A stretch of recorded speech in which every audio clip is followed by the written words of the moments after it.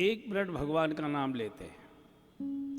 राधे राधे गोविंद गोविंद राधे राधे राधे गोविंद गोविंद राधे श्री राधे राधे गोविंद गोविंद राधे राधे राधे गोविंद गोविंद राधे श्री राधे राधे गोविंद गोविंद राधे राधे राधे गोविंद गोविंद राधे राधे राधे गोविंद गोविंद राधे राधे राधे गोविंद गोविंद राधे श्री राधे राधे गोविंद गोविंद राधे राधे राधे गोविंद गोविंद राधे श्री राधे राधे गोविंद गोविंद राधे राधे राधे गोविंद गोविंद राधे। बोलिए श्री गंगा मैया की जय, श्रीमद् भागवत महापुराण की जय, श्री व्यास जी महाराज की जय, आज के आनंद की जय। इस कथा के जो मुख्य सूत्रधार बने हैं हमारे अतिशय प्रिय और आदरणीय बहन रेखा जी और श्रीमान श्याम मोहन जी, हमारे बहुत सम्माननीय, बहुत लंबे समय से हम लोगों का संबंध है और निमित्त भी बनाया है आपने। विवाह महोत्सव की जो तिथि है उसको उत्सव के रूप में बनाने का, और एक नया प्रयोग है। चूँकि विवाह हो जाने के बाद कुछ दिन तो ठीक ठाक चलता है, फिर खटर पटर बहुत ज़्यादा हो जाती है, तो ये बीच बीच में विवाह तिथि के महोत्सव बनाए रहना चाहिए। जब उसकी तिथि होती है तो खटर पटर भूल जाया करते हैं और उत्सव ही उत्सव याद रहता है। तो मैं समझता हूँ कि आप में से अनेक बंधु बहनें, उनके मन में भी ये विचार आ रहा होगा, अथवा तो मेरी बात सुनकर आपके मन में आएगी और आप घर जाकर कहेंगे देखो जी, एक बार तो हम लोगों को भी ये उत्सव मनाना चाहिए कथा के रूप में। तो एक अच्छी शुरुआत है, एक अच्छा प्रयोग है, अच्छा मार्गदर्शन। ये जो घाट की समिति है हमारे आदरणीय श्रवण जी के सहित उनकी पूरी टीम को, यत्किंचित जिन्होंने किसी भी प्रकार का इस कथा में सहयोग किया है, ऐसे सभी आदरणीय महानुभावों को, हमारे अतिशय आदरणीय प्रिय और हरिद्वार में हमारे गार्जियन श्रीमान विमल जी को, हमारे जितेंद्र जी विराजमान हैं, व्यासपीठ पर विराजमान हमारे अतिशय प्रिय हमारे साथी। और आप जानते हैं, आप 2 वर्षों से सुन रहे हैं, उसके पहले भी हरिद्वार में कई बार आपने आचार्य जी के श्रीमुख से कथाएं सुनी है। इतनी तेजस्वी, इतनी प्रखर, इतनी शास्त्र सम्मत और इतनी अधिकारपूर्ण वाणी के धनी श्रीमान पवननंदन जी और आप सभी बंधु बहनें, आप सबको मैं प्रणाम करता हूँ। प्रवचन का कोई अर्थ नहीं है, इतनी अच्छी खीर, आप मखाने की खीर का सेवन कर रहे थे और अचानक कंकड़ी डाल दी विमल जी ने इसमें। कथा के बीच में किसी अन्य को बुलवाना मैं तो बिल्कुल पसंद नहीं करता हूँ, मैं तो अपनी कथा में बोलने नहीं देता। अब ये परंपरा ही हो गई है, क्योंकि लोग कथा सुनने आते हैं और कथा की एक धारा होती है। व्यक्ति बैठा तो होता है मंडप में, लेकिन मंडप में होता नहीं है, वहाँ होता है जहाँ का प्रसंग चल रहा है। इतनी सुंदर भगवान की विवाह प्रसंग रुक्मिणी जी के साथ आप श्रवण कर रहे थे और अचानक उसमें एक कंकड़ आ गया खीर में और सब स्वाद बिगड़ गया। बंधु और बहनों, ये कार्तिक मास है, अनुष्ठानिक मास है और ये कथाओं का ही मास है। कार्तिक मास में सृष्टि का एक नियम है, जितने भी देवी देवता, जितने भी परमहंस अवस्था का जीवन जीने वाले महापुरुष, मोक्ष की आत्मा को जीने वाले जितने भी महापुरुष हैं, सब ऋषि मुनि जो अशरीर में निवास करते तीर्थों में, तो भारत के समस्त तीर्थों के ऋषि मुनि देवी देवता सब 1 महीने के लिए जल में वास करते हैं। और आप तो भाग्यशाली हैं कि गंगा जी के तट पर बैठकर आप कथा सुन रहे हैं। किसी ने पूछा था कि आचार्य से कि इस कलिकाल में बहुत बड़ा भजन पाठ तो होता नहीं, नियम आदि का भी पालन संभव नहीं होता, बहुत सी चीज़ें कलयुग के प्रभाव से बिगड़ती हैं, तो कोई सरल रास्ता बताइए जिससे हम कलयुग में भी शकुन का जीवन जी सके। उन्होंने कहा कलयुग में 2 ही सहारे हैं, राम नाम सुरसर सलिल। गंगा जी का दर्शन, गंगा जी का आचमन, गंगा जी का स्नान और मुख से भगवान श्री राम, भगवान श्री कृष्ण के नाम का उच्चारण, कलयुग में यही पेड़ अपार कर देंगे दोनों, और बाकी किसी की जरूरत नहीं। कलयुग में समस्त तीर्थों की महिमा घटती है, लेकिन गंगा एक ऐसा तीर्थ है जिसकी महिमा गोमुख से लेकर गंगा सागर तक एक रस रहती है।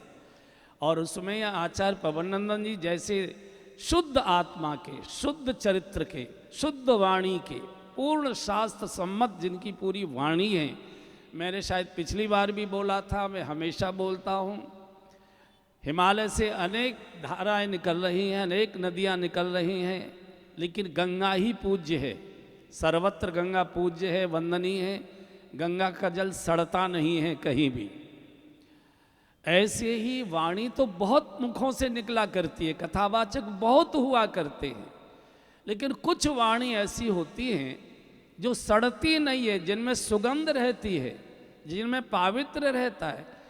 तो गंगा के बारे में कहते हैं कि ये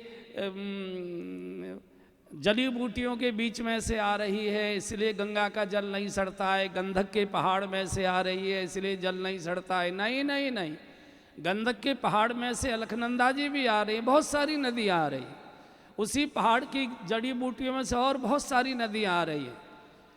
इसलिए नहीं सड़ता है गंगा जल के वो गंधक या जड़ी बूटी से आ रही है। गंगा जल इसलिए नहीं सड़ता कि गंगा जी भगवान के चरणों से आ रही हैं, ब्रह्मा जी के कमंडल से आ रही हैं, शंकर जी की जटाओं से आ रही हैं, और जो भगवान से जुड़ जाता है वो कभी सड़ता नहीं है, वो हमेशा पवित्र रहता है। तो ऐसी वाणी जो हमारे अंदर तक चोट करती हो, अंदर तक उतरती हो। और इस कथा सुनने के 2 ही अर्थ होते हैं। व्यक्ति को अपना स्थान दिखाई दे जाता है कि मैं कहाँ खड़ा हूँ और मुझे कहाँ खड़ा होना चाहिए था। ये कथा सुनते सुनते ये 2 बातें ध्यान में आ जाती हैं। मैं कैसा जीवन जी रहा हूँ और मुझे कैसा जीवन जीना चाहिए था। ये भागवत कहती क्या है? भगवान के चरण मिलते किसको हैं? जो ऐसा जीवन जीते हैं। अब तक मैं ऐसा जीवन जी रहा था, नहीं नहीं, ये कथा अगर हम पहले सुन लेते थे तो स्थान बदल देते। पार्टी बदलना तो अच्छा नहीं माना जाता, लेकिन खेल में पाला बदला जाता है, और जीवन एक खेल है। अभी तक मालूम नहीं था हम कहाँ दलदल में पड़े थे। राजमार्ग तो ये है जहाँ आँख बंद करके चलें और भगवान के चरणों तक पहुँच जाए। तो इस कार्तिक मास में, और कथा तो साक्षात गंगा है, सकल लोक जग पावन गंगा, कथा तो साक्षात गंगा ही है, अंतर्वाही सबको पवित्र करती है।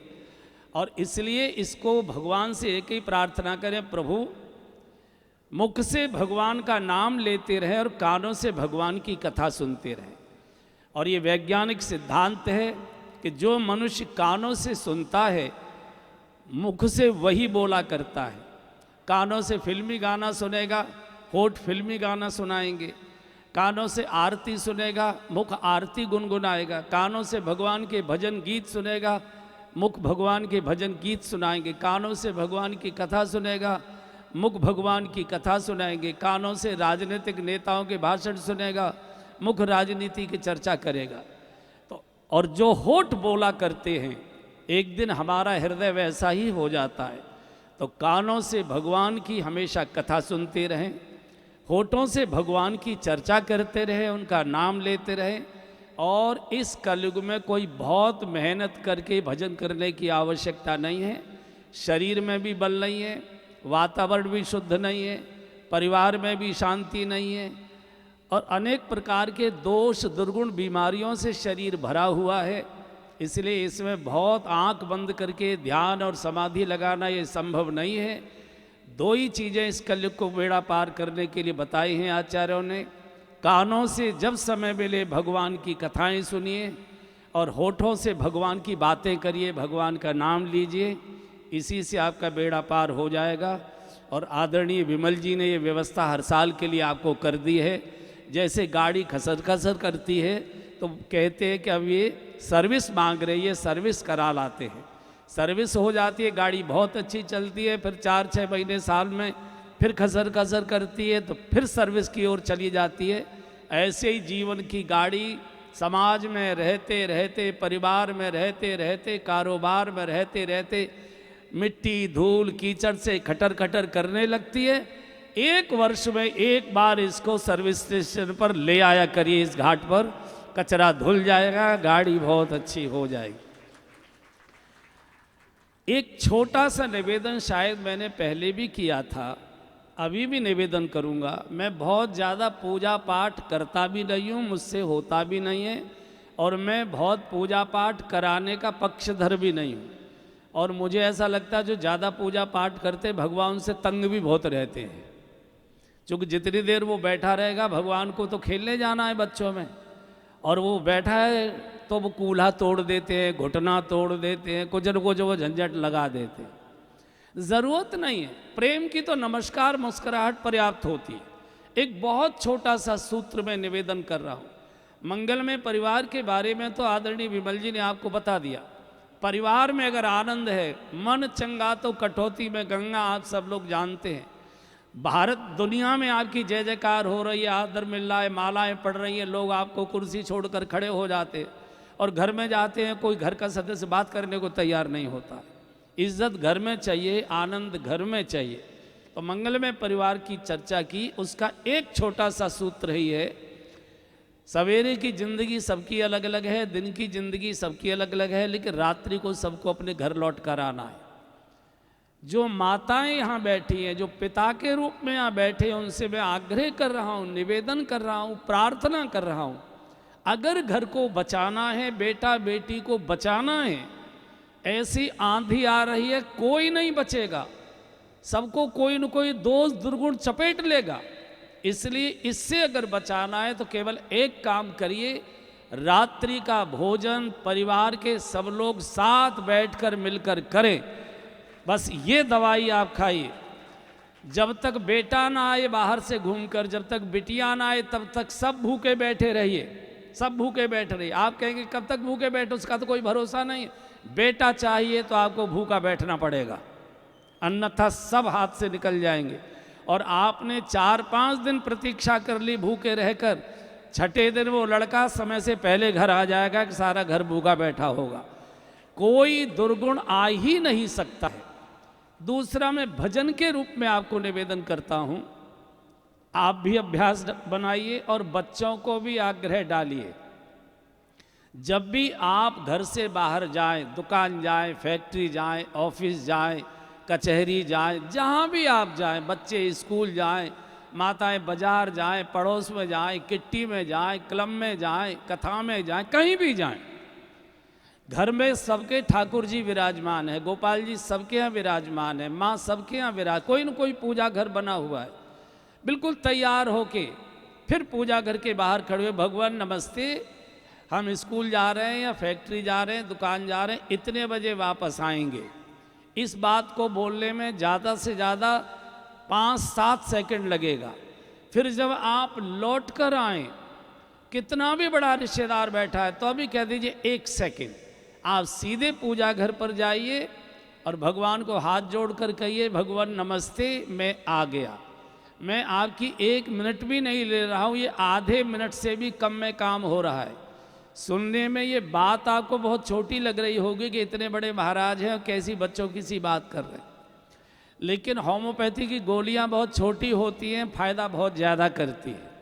ये बहुत लाभ की है। एक संसार का व्यवहार का नियम है कि जो भी बालक अपने घर से बाहर जाते समय माता पिता को बोलकर जाता है, मम्मी पापा मैं वहाँ जा रहा हूँ, 5 बजे लौट कर आऊँगा, तो माता पिता उसका इंतज़ार करते हैं, उसकी प्रतीक्षा करते हैं। बहू रानी कहती हैं, मम्मी चाय का समय हो गया, 4 बज गए, आपको चाय ले आऊँ? बोले मुन्ना भी आ रहा होगा, 5 बजे की कह गया है, 4:15 तो हो गए, साथ साथ पिएंगे। माता पिता प्रतीक्षा करते हैं। और जो बालक बिना माता पिता को बताए चला जाता है, अब हम इतने बड़े हो गए, रोज रोज क्या बताना, तो माता पिता कुछ बोलते तो नहीं है, लेकिन कुसमुसाते रहे। तो कोई पूछा सुरेश कहाँ गया है, तो कह देंगे पिताजी भैया वाह की माया वो ही जाने, हमें तो कबू बतावे ना है कहाँ जाए कहाँ आवे। वो निश्चिंत से रहते हैं। ये जो हमारे पूजा घर में बैठे हैं, ये कौन बैठे? मात पिता तुम मेरे शरण गहूँ किसकी। बच्चों को आदत डालिए, कंधे पर बस्ता है, भगवान को नमस्ते भगवान नमस्ते, स्कूल जा रहे हैं, 12 बजे या 1 बजे लौटेंगे, बिना बस्ता उतारे लौट कर जब आए, बिना जूते मोजे उतारे भगवान नमस्ते हम आ गए। ये आप अपनी आदत डालिए, बच्चों को आदत डालिए। मैं आपको अनुभव बता रहा हूँ कि आप अगर भगवान को बताकर जाएंगे कि मैं वहाँ जा रहा हूँ, इतने बजे वापस आऊँगा, तो उतने बजे वापस सकुशल घर में लौटा कर लाना, ये भगवान की जिम्मेदारी हो जाती है कि मुझे बता के गया। आपके साथ कोई दुर्घटना नहीं हो सकती। आप जो पूजा पाठ करते हैं करिए मत करिए, ये आपका मन है, लेकिन इस छोटी सी क्रिया को, और तीसरी एक क्रिया में कराता हूँ, रात्रि को सोते समय जब आप लाइट बुझाकर अपने बेड पर सोने के लिए आते हैं, तो दोनों हाथ उठाकर, शायद आचार्य जी ने कराया भी होगा, वो एक बार दोनों हाथ उठाइए, आंखें बंद करिए, बंद आंखों से भगवान की छवि की दर्शन करिए। इस छवि में मैं बोलूँगा, मेरे साथ साथ उसको बोल दीजिए। हे प्रभु आपकी अपार कृपा मेरे ऊपर बरस रही है, मैं आपको सादर प्रणाम करता हूँ। हे प्रभु आपकी अपार कृपा मेरे ऊपर बरस रही है, मैं आपको सादर प्रणाम करता हूँ। माथा टेकिए, प्रणाम करिए।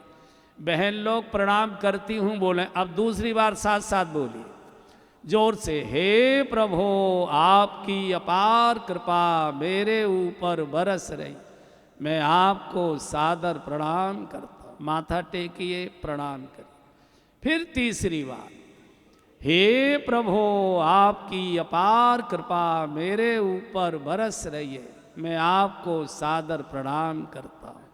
और सो जाइए।